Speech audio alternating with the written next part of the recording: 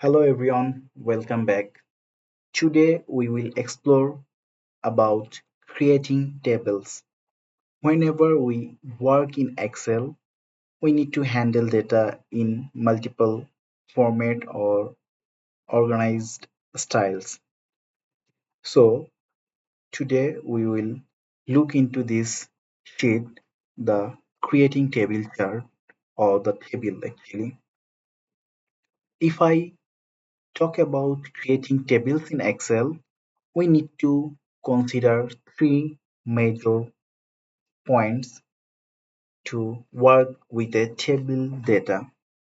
If I talk about the header, if I mark the headers in this table, the employee ID, last name, first name, department, email, phone extension, location, hire date, and pay rate, both are totally organized headers. So whenever we filter out the data or organize data in a table, we need to consider the complete organized header. The second thing we need to look into a table is unique labels. What is a unique label?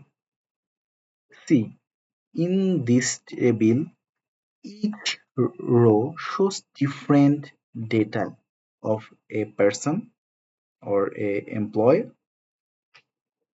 If I see the fourth row, Smith, fifth row, Gonzalez, both are different data and their employee ID are different.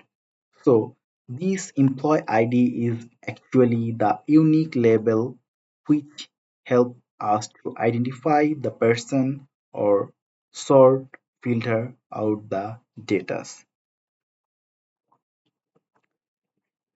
If The another thing we need to consider is the table or data is complete?